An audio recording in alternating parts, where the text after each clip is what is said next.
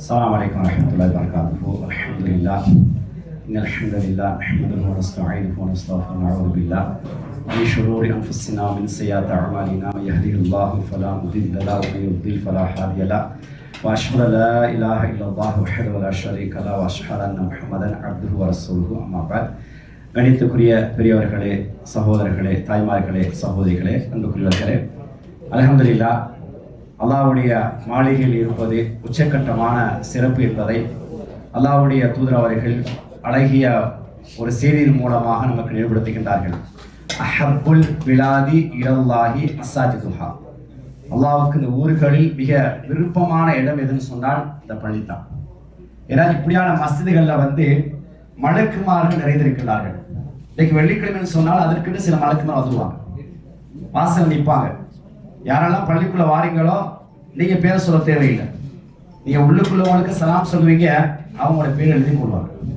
முதல் சாராருக்கு ஒட்டகத்தை குர்பான் கொடுத்த பாக்கியம் கிடைக்குது. இரண்டாவது சாராருக்கு மாடு, ஆடு, ஒட்டகம், முட்டை என்று சொல்லக்கூடிய நிறைய தகவலை பார்க்கணும். இதெல்லாம் எதுக்குன்னு சொன்னால் எங்களை உற்சாகப்படுத்துவதற்காக போட்டி நடக்குது. இந்த போட்டியில நீங்க வெற்றி பெற்றால் உங்களுக்கு இந்த சன்மானம் வழங்கப்படும், இந்த ஒரு பெரிய ஒரு பெருமதி வழங்கப்படும் என்று சொன்னால் அதற்கு எப்படி நாங்கள் போட்டி போடுகின்றோமோ அதே போன்றுதான் சொர்க்கத்தை நீங்கள் அடைவதற்கு போட்டி போட வேண்டும். சொர்க்கத்திற்கு நுழைவதற்காக நீங்கள் போட்டி போட வேண்டும். அதற்கு நீங்க கஷ்டப்பட தேவையில்லை.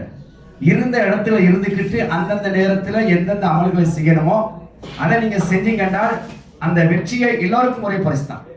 அந்த படித்தரங்கள் இருக்குது வித்தியாசம். சொர்க்கத்துக்குள் 100 படித்தரங்கள் இருக்கின்றது. அதான் நபிங்க சொன்னாங்க, நீங்க சொர்க்கத்தை கேட்டால் ஜன்னத்துல் ஃபிர்தௌஸை கேளுங்கண்டா. ஜன்னத்துல் ஃபிர்தௌஸ் என்பது சொர்க்கத்திலே அந்த 100 படித்தரங்கள்ல உயர்ந்த ஒரு இடம். அதற்கு மேல தான் அல்லாஹ்வுடைய அர்ஷ் இருக்குது என்ற செய்தியை நாங்கள் ஹதீஸ்ல பார்க்கிறோம். அந்த அடிப்படையில் அன்புக்குரியவர்களே, இன்னொரு பகுதி தான் எல்லா அமல்களுக்கும் ஒரு அடித்தளமாக அமையக்கூடிய ஒரு முக்கியமான அமல் தான் இஸ்திக்ஃபார், தௌபா. அல்லாஹ்ட்ட நாங்கள் அடிக்கடி இஸ்திக்ஃபாரோட வாழ்ந்துகிட்டு இருக்கணும், கேட்டுக்கிட்டே இருக்கணும். தௌபா ஒவ்வொரு நாளும் கேட்டுக்கொண்டே இருக்க வேண்டும். நாங்கள் ஹதீஸ் நாங்கள் படிச்சு பார்த்தோம்னு சொன்னால் அல்லாஹ்வுடைய தூதர் அவர்கள் வல்லாஹி, அல்லாஹ் மீது சத்தியமாக, இன்னி லஅஸ்தக்ஃபிருல்லாஹ வ அதூபு இலைஹி ஃபில் யௌமி அக்ஸர மின் 70 மர்ரா, அல்லாஹ் மீது சத்தியமாக நான் ஒரு நாளைக்கு 70 தடவைக்கு மேலாக, இன்னொரு ஹதீஸ்ல 100 வருது, அல்லாஹ்விடத்தில் அஸ்தக்ஃபிருல்லாஹ வ அதூபு இலைஹி சொல்றார். யார்? ஒட்டுமொத்த பாவங்கள் மன்னிக்கப்பட்டு எங்களுக்காக வேண்டி மன்றாடக்கூடிய தூதர் அவர்கள் ஒரு நாளைக்கு ஏன் 70 அல்லது 100 தடவை இஸ்திக்ஃபார் செய்தார்கள் அப்படின்னு சொன்னால் எங்களுக்கு ஒரு முன்னோடியாக, எங்களுக்கு ஒரு வழிகாட்டியாக நாங்களும் டெய்லி செய்யணும். இன்னைக்கு நீங்க வச்சுக்கொள்ளுங்களேன், இப்போ நீங்க காலையில தஹஜ்ஜுக்காக சுபஹ் கிளம்பியிருப்பீங்க, இது வரைக்கும் நான் எத்தனை தடவை இஸ்திக்ஃபார் செஞ்சோம், அதான் நம்ம யோசிக்கணும். அதுக்கு தான் நினைவூட்டல் வதக்கி ஃபைன் அதுக்கிறா தங்கள் மோகினி. அடிக்கடி நினைக்கணும், நான் அல்லாஹ்வுடைய தூதர் அதிகமாக நேசிக்கிறேன், நான் அல்லாஹ்வுடைய தூதர் அதிகமாக விரும்புகிறேன், நான் அல்லாஹ்வுடைய தூதர் அதிகமாக புகழ்றேன் அப்படின்னு சொன்னால் அதை பிரதிபலிப்பாக செயல் வடிவத்தில் வரும். அதுதான் உண்மையான நேசம், அதான் உண்மையான அல்லாஹ்வுடைய தூதரை விரும்பக்கூடிய புகழக்கூடிய அம்சமாகும். சும்மா நான் போற போக்குல நான் தூதரை நேசிக்கிறேன், தூதரை விரும்புகிறேன், தூதரை புகழ்றேன், அது கிடையாது. அந்த புகழ்தல் என்பது, நேசம் என்பது, விருப்பம் என்பது எங்களுடைய செயல் வடிவத்தில் வரணும். அப்ப நான் டெய்லி யோசிக்கணும், அல்லாஹ்வுடைய தூதர் ஒரு நாளைக்கு 100 தடவை இஸ்திக்ஃபார் செஞ்சாங்க, இன்றைக்கு நான் எத்தனை தடவை செஞ்சேன்? அந்த தூதரை செய்தார்கள் சொன்னால் தூதருடைய அடிச்சுவடுகளை, அந்த வழியை பின்பற்றக்கூடிய நான் எத்தனை தடவை செஞ்சுக்கிட்டு இருக்கிறேன்? நிறைய செய்யுங்க, நிறைய அடிக்கடி இஸ்திக்ஃபார் செய்யுங்க. வாகனத்துல போன நேரம், மாற நேரம், இருக்கிற நேரம், வேலை செஞ்சுட்டு இருக்கிற நேரத்துல அடிக்கடி வாயில வரக்கூடிய வார்த்தை இஸ்திக்ஃபாரின் அடிப்பு நிறைய இருக்குது. அஸ்தக்ஃபிருல்லாஹ், அல்ல அஸ்தக்ஃபிருல்லாஹ் வ அதூபு இலைஹி, அல்ல சுப்ஹானல்லாஹி வ பிஹம்திஹி அஸ்தக்ஃபிருல்லாஹ் வ அதூபு இலைஹி. இதே வார்த்தையில நாவுல வெளிவந்துகிட்டே இருக்கணும். இந்த அளவுக்கு சொன்னால் புகாரி ஹதீஸ் வருது, அல்லாஹ்வுடைய தூதர் அவர்களுக்கு ஃபத்ஹு மக்கா அல்லாஹ் கொடுக்கிறதா வாக்களிச்சிட்டான், மக்காவுடைய வெற்றியை கொடுக்கிறதாக வாக்களிச்சிட்டான். அந்த நேரத்துல தான் நபி அவங்க சொல்றாங்க, புகாரி ஹதீஸ் வருது, சுப்ஹானல்லாஹி வ பிஹம்திஹி அஸ்தக்ஃபிருல்லாஹ வ அதூபு இலைஹி, அல்லாஹ் அந்த வெற்றியை எனது கையில் தருகின்ற வரை நான் அதை சொல்லிக்கிட்டே இருக்கின்றான். அதனுடைய அந்த வரலாற்று ஆசிரியர்கள் குறிப்பு எழுதுறாங்க என்னன்னா, ஒருவருக்கு ஒருவருடைய நாட்டம் நிறைவேறுகின்ற வரை உங்களுக்கு ஒரு தேவை இருக்கு, அந்த தேவை நிறைவேறுகின்ற வரை இதை நீங்க சொல்லிட்டே இருங்க. தூதர் எங்களுக்கு முன்னோடியாக வாழ்ந்து காட்டினாங்க. ஃபத்ஹு மக்கா, மக்காவுடைய வெற்றியை அல்லாஹ் தருவதாக வாக்களிச்சான்.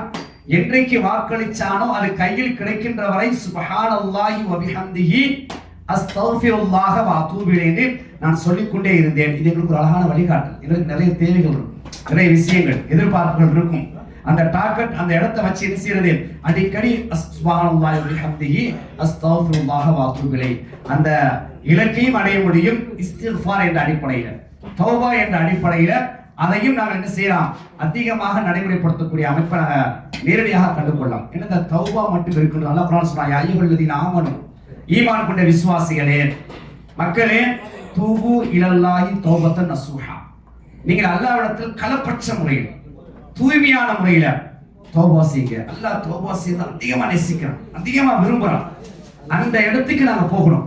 நபி அவங்க சொல்றாங்க, ஒரு மனுஷன் என்ன செய்யறாங்க, வானம் நிறைய பாவங்கள் செய்யறான், பூமி நிறைய பாவம் செய்யறான், அல்லாஹ்ட்ட அனைத்து அழிக்கிட்டு வாரான். அல்லாஹ் யார் அப்பு அவனை கையேந்தினால் அவனை மன்னிப்பதற்கு அல்லாஹ் தயாராக இருக்கின்றான்.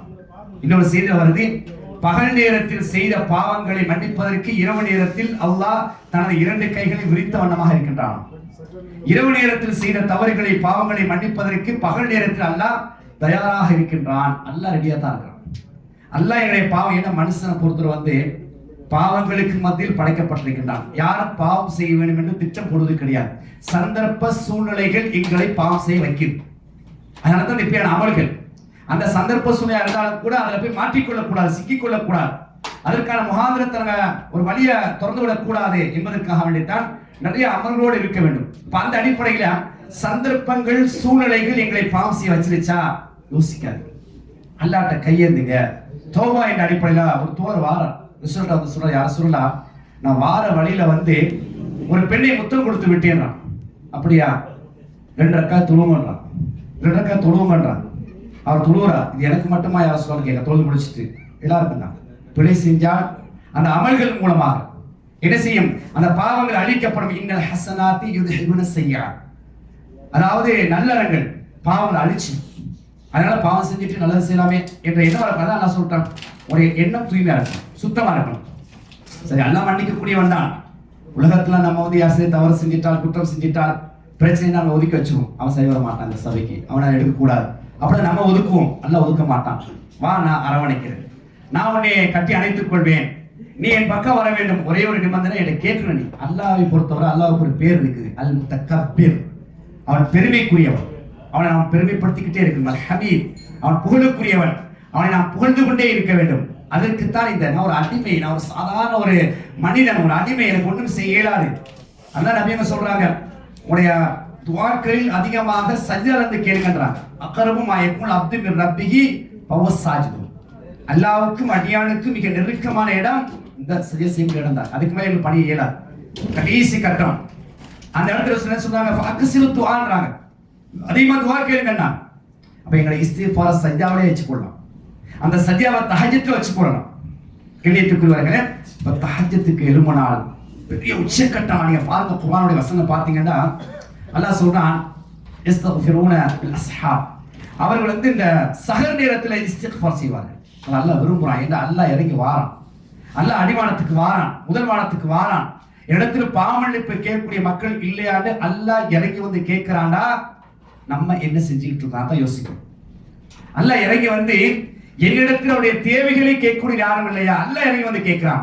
அப்படின்னு சொன்னால் தஹஜ்ஜுக்கு எழும்ப வேண்டும்.